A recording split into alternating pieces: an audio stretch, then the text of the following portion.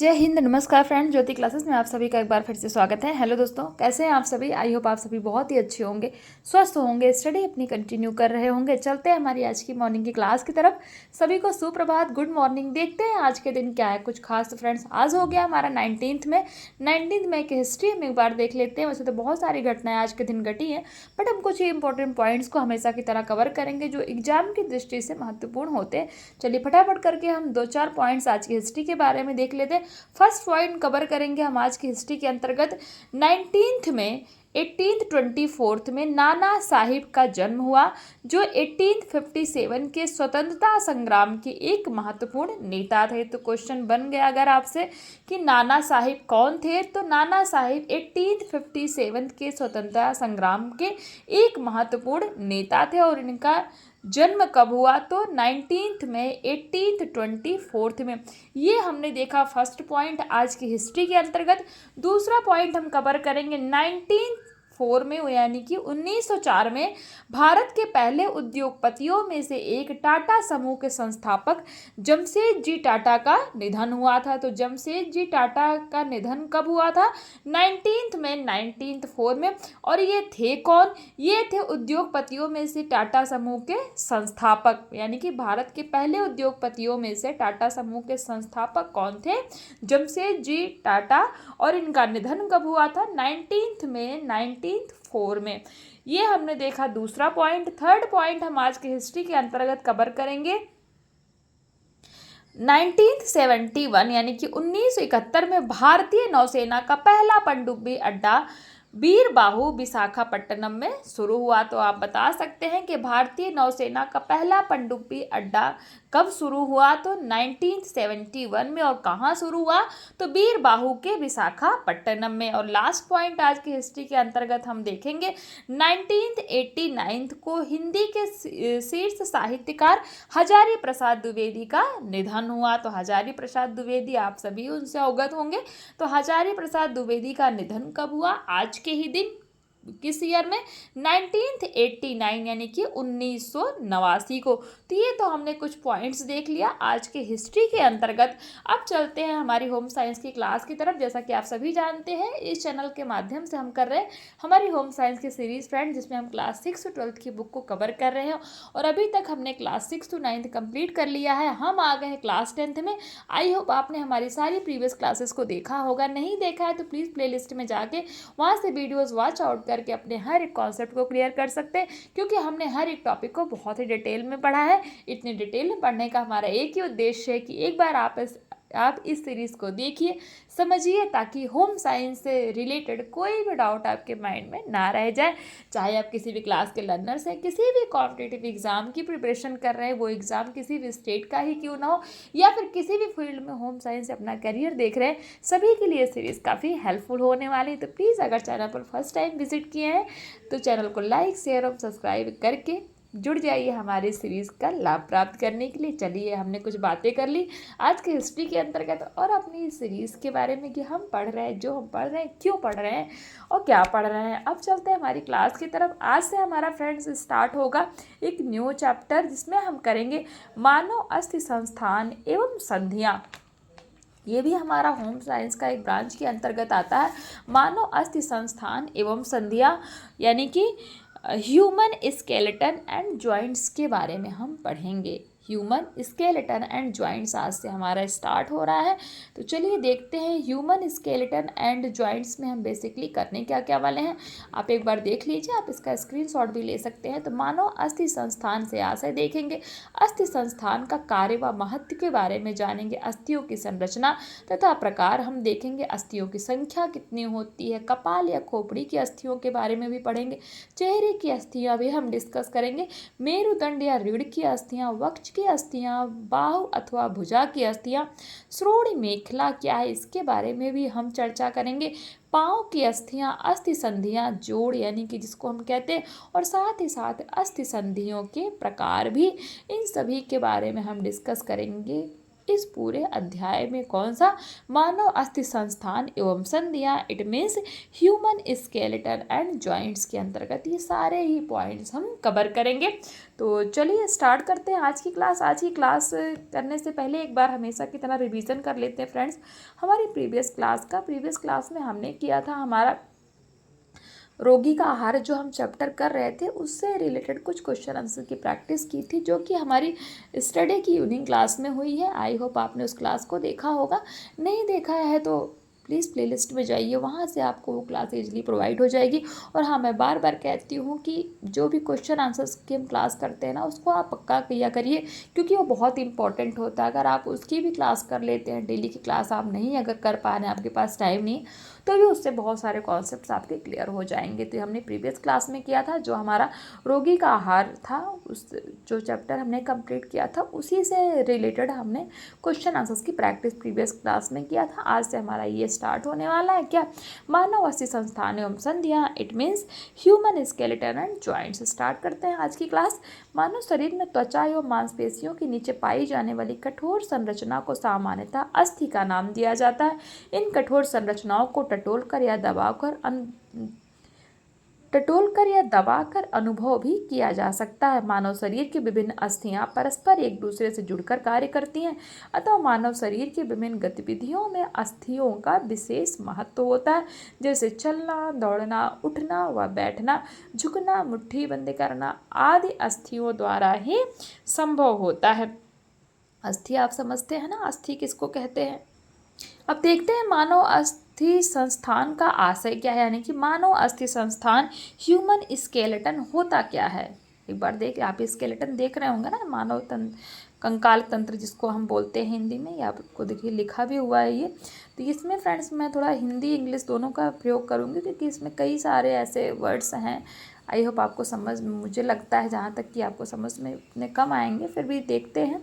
तो स्टार्ट करते हैं। मानव अस्थि संस्थान का आशय, संपूर्ण शरीर में अंगों के आकार के अनुरूप ही अनेक अस्थियां पाई जाती है। सभी अस्थियां अलग अलग होते हुए भी परस्पर संबद्ध होकर शरीर के ढांचे का निर्माण करती हैं तथा शरीर को एक सुदृढ़ आधार प्रदान करती हैं, अर्थात शरीर की समस्त अस्थियां व्यवस्थित रहती हैं। अस्थियों की इस व्यवस्था को ही अस्थि संस्थान कहा जाता है। तो आपने देखा अस्थि संस्थान क्या होता है। अभी देख लीजिए, ये जो ह्यूमन स्केलेटन, मानव कंकाल तंत्र आपको स्क्रीन पर दिख रहा होगा। आप फिगर देख सकते हैं और इसके माध्यम से आप अच्छी तरीके से समझ सकते हैं। ये देखिए करोट, कपाल है, ये आप देख सकते हैं कैसे कैसे ये सारी चीज़ें जुड़ी हुई हैं। श्रोणि मेखला है, सेक्रम कहाँ पे है, अनुत्रिक, आप इनको अच्छी तरीके से देख सकते हैं। अब अस्थि संस्थान का कार्य व महत्व देख लेते हैं। तो अस्थि संस्थान मानव शरीर को एक व्यवस्थित संरचना प्रदान करता है। मानव शरीर में अस्थि संस्थान की उपयोगिता अथवा महत्व निम्नलिखित है। नंबर 1, मानव शरीर को एक निश्चित आकार प्रदान करने में जो हमारा अस्थि संस्थान यानी कि जो हमारा ह्यूमन स्केलेटन होता है, ये क्या करता है, ये मानव शरीर को एक निश्चित आकार प्रदान करने में कार्य करता है, यानी कि इसका बहुत ही महत्वपूर्ण योगदान है। किस तरीके से देखते हैं, अस्थियों के अभाव में मानव शरीर एक मांस के लोथड़े के समान है तथा उसके शरीर में गति का अभाव होता है। अस्थि संस्थान मानव शरीर को आकृति प्रदान करता है तथा शरीर की आकृति तथा लंबाई का निर्धारण अस्थितंत्र द्वारा ही होता है। नंबर 2, शरीर को दृढ़ता प्रदान करने में, तो जो हमारा अस्थि संस्थान है, ये शरीर को दृढ़ता प्रदान करने में भी महत्वपूर्ण योगदान देता है। किस तरीके से, शरीर का संगठन एवं दृढ़ता सुनिश्चित करने में अस्थि संस्थान का महत्वपूर्ण योगदान होता है। अस्थि संस्थान के कारण शरीर को आवश्यक दृढ़ता मिलती है।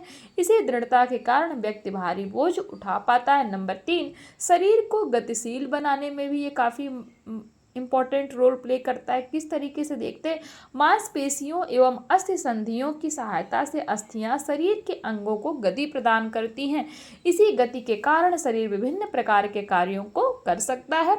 इस प्रकार शरीर को गतिशील बनाने के लिए अस्थियां अत्यंत महत्वपूर्ण है। नंबर 4 है शरीर को कोमल अंगों को सुरक्षा प्रदान करने के लिए, यानी कि जो हमारे शरीर के कोमल अंग है उनको सुरक्षा भी कौन प्रदान करता है?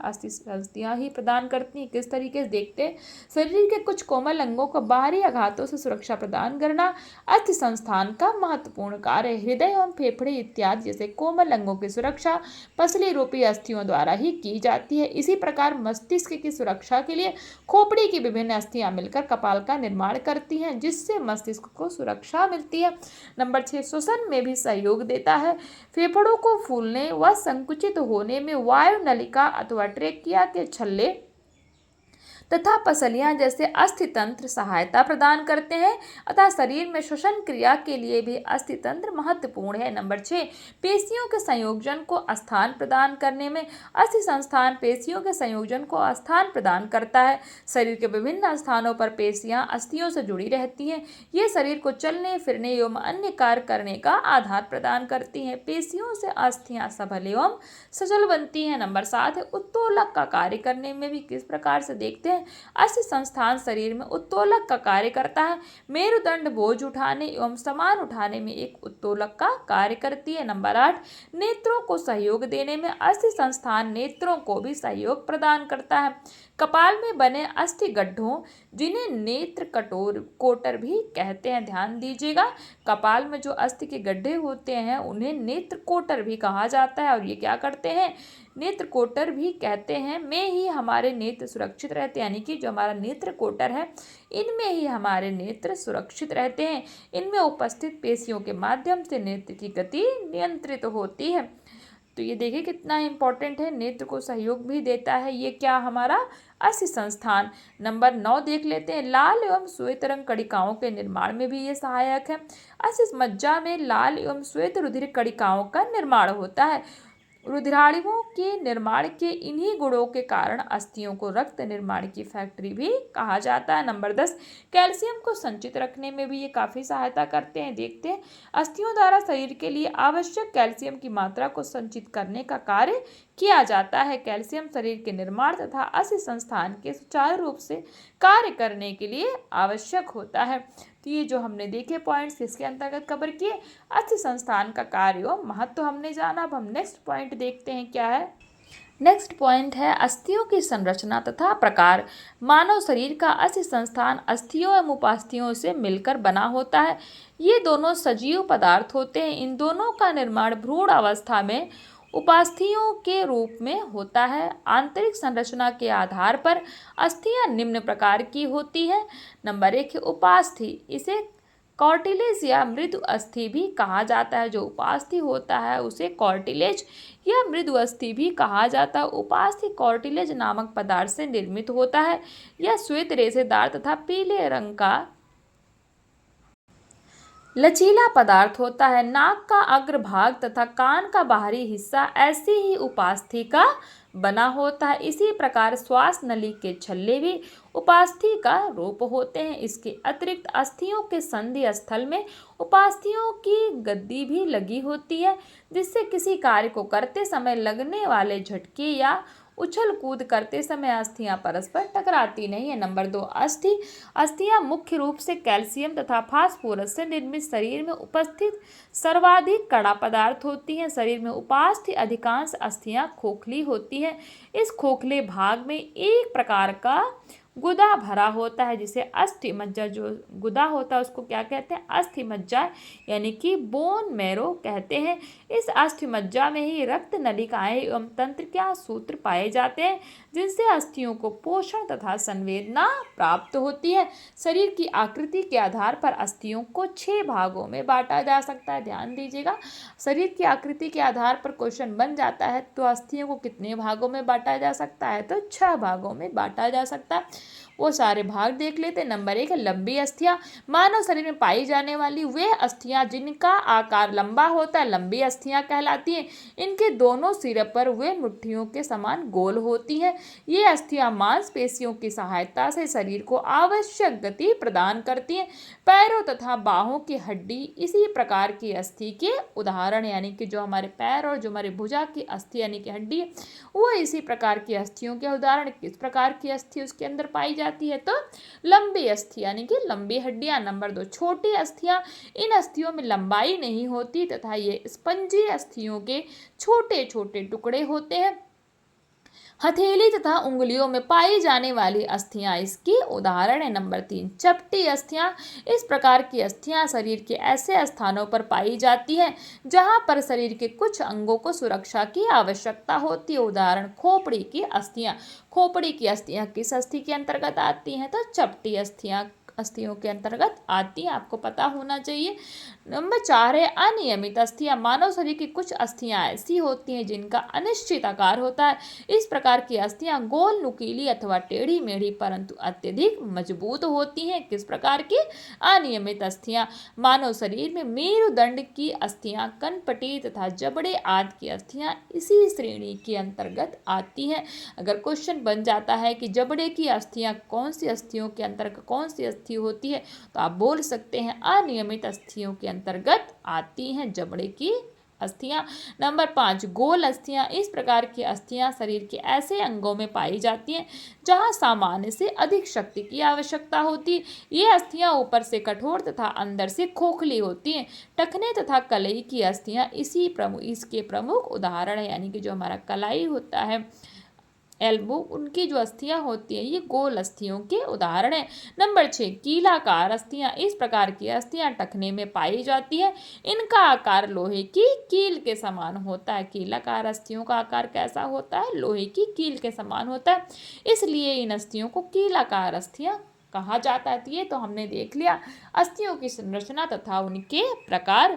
अब देखते हैं जो भी हमने पढ़ा इन्हीं से रिलेटेड कुछ क्वेश्चन देख लीजिए। क्वेश्चन 1 कहता है मानो कि किन गतिविधियों में अस्थियों का विशेष महत्व है। क्वेश्चन 2, अस्थि संस्थान श्वसन में किस प्रकार सहायक है। क्वेश्चन 3 कहता है पैरों में किस प्रकार की अस्थियां पाई जाती हैं। तो आई होप आपने इनका स्क्रीनशॉट ले लिया होगा और ये क्वेश्चन आपसे इजीली सॉल्व हो जाएंगे। जैसा कि अभी तक हमने पढ़ा वही सारे क्वेश्चन है ये। तो आज की क्लास को फ्रेंड्स यहीं तक करते हैं और मिलते हैं हमारी नेक्स्ट क्लास में, जिसमें हम करेंगे अस्थियों की संख्या के बारे में हम जानेंगे, थोड़ा डिटेल में उसको पढ़ेंगे। तो आई होप आज की क्लास आपको समझ में आई होगी। तो आज की क्लास को यहीं तक करते हैं, मिलते हैं हमारी नेक्स्ट क्लास में। तब तक के लिए जय हिंद, नमस्कार। हंसते रहिए, मुस्कुराते रहिए, एक दूसरे की हेल्प करते रहिए। और हाँ फ्रेंड्स, अगर क्लासेस अच्छी लग रही तो जाते जाते चैनल को लाइक, शेयर और सब्सक्राइब करके अवश्य जाइए।